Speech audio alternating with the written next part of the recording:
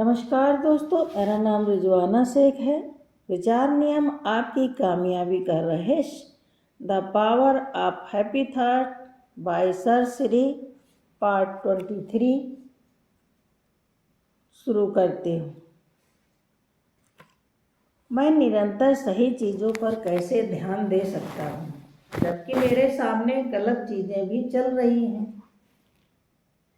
मान लें आपको यह सुनने को मिलता है कि आपके शहर में अभी अभी कोई आतंकवादी हमला हुआ है। आप टीवी चालू करते हैं और वहां आपको यह जानकारी मिलती है कि यह जानकारी सही है और उस हमले में कई लोगों की मौत हो गई है। कल्पना करें कि ऐसी स्थिति में आप तत्काल क्या सोचते हैं, आपकी भावनाएं क्या होती हैं। ज़्यादातर लोगों के अनुसार उनके पहले विचार ये होते हैं कि यह नहीं होना चाहिए था।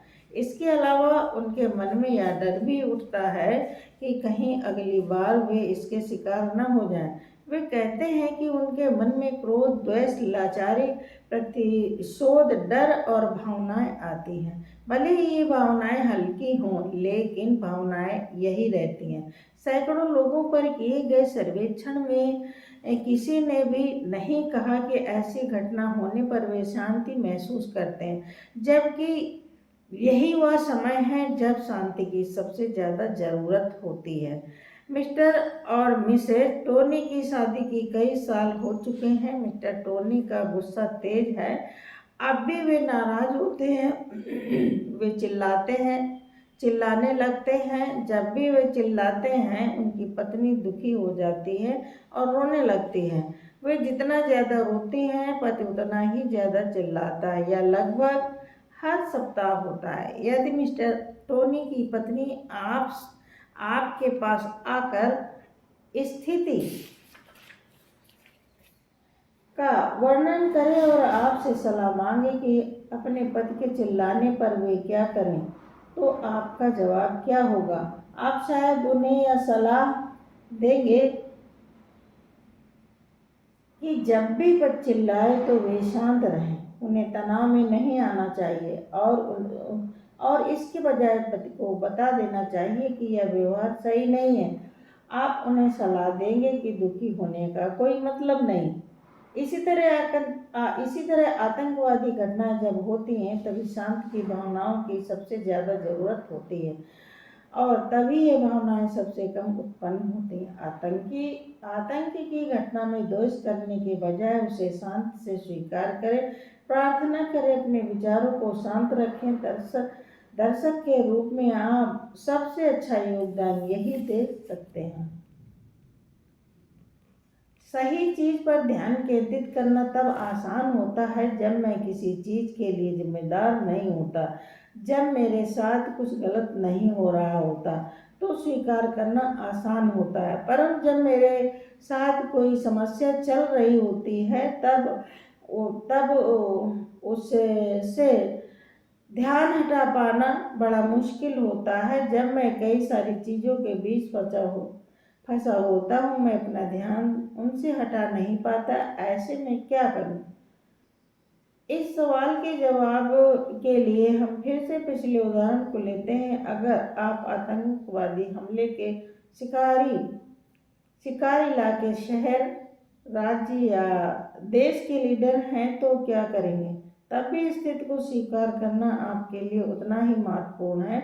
जब आप घटना को स्वीकार करते हैं तो आप उसे नज़रअंदाज या क्षमा नहीं करते, आप तो शांति से उसे सुधारने और भविष्य में रोकने का कार्य करते हैं। आपको क्या लगता है कि किसी स्थिति से निपटने का सबसे अच्छा तरीका कौन सा है? तनावग्रस्त और दुखी होना या फिर तनाव रहित और शांति होना? आप शायद दूसरे तरीकों को चुनेंगे। ऐसी स्थिति में तनाव रहित और शांत होने का तरीका है स्वीकार करना। जब हम किसी चीज को स्वीकार नहीं करते तो हम किसी तरह काम करते हैं। हम अपनी समस्याओं को कैसे सुलझाने की कोशिश करते हैं, जैसे हमारा एक हाथ पीछे बंधा हो और हम एक ही हाथ से समस्या को सुलझाने की कोशिश करें। या तो मूर्खता है, क्योंकि सामान्य ज्ञान में बताता है कि हम समान ज्ञान हमें बताता है कि अगर कोई समस्या आए तो सुलझाने के लिए अपने दोनों हाथ खोलने पर काम ज़्यादा आसान हो जाएगा। स्थिति को स्वीकार करने के बाद आप ज़्यादा अच्छी तरह काम कर पाएंगे और उसे निपटना चाहेंगे आपके लिए ज़्यादा आसान होगा। स्वीकार करने के बाद आप खुद हैरान रह जाएंगे। यदि आप पहला कदम ही सही नहीं उठाते हैं तो आपके बाकी के कदम भी गलत ही उठेंगे। स्वीकार करना इसलिए कारगर होता है क्योंकि इससे आपकी भावनाएं तत्काल बेहतर हो जाती हैं। जब भी हम किसी समस्या का समाधान करते हैं तो यह हमारे मन में तुरंत नकारात्मक भावनाएं पैदा कर देती हैं। हम जल्दी से जल्दी किसी तरह इससे बाहर निकलने की कोशिश करते हैं, लेकिन हम चाहे कुछ भी कर लें, नकारात्मक भावनाओं के मंच पर खड़े होने से काम नहीं बनता। नकारात्मक भावनाओं पर आधारित कामों से आमतौर पर स्थिति और ज़्यादा बिगड़ जाती है।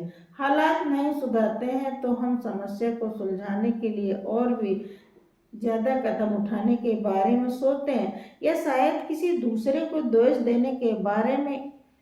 इससे मामला और भी जटिल हो जाता है। जो काम आसानी से और बिना कोशिश के किया जा सकता था वह कोशिशों की तूफानी लहर में बदल जाता है जिसका कोई अच्छा परिणाम नहीं मिलता। जो घटना बस एक चींटी थी वह अब एक डायनासोर का रूप ले लेती है।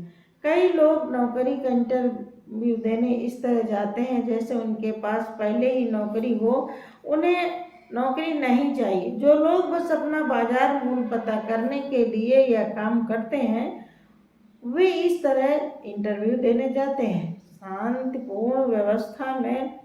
शांतपूर्ण अवस्था में रहने के कारण उनका इंटरव्यू अच्छा जाता है। यही लोग बताते हैं कि जब किसी कारण की नौकरी छूट जाती है और इसके बाद वे इंटरव्यू देने जाते हैं तो आमतौर पर उसमें गड़बड़ हो जाती है। वे बीच रास्ते में हकलाने या अटकने लगते हैं क्योंकि दूसरा इंटरव्यू देने के समय में नकारात्मक भावनाओं के मंच पर खड़े होते हैं। इससे नकारात्मक ऊर्जा और भी ज़्यादा बढ़ जाती है। जब हम स्थिति को स्वीकार कर लेते हैं तो यह नकारात्मक मंच धराशायी हो जाता है।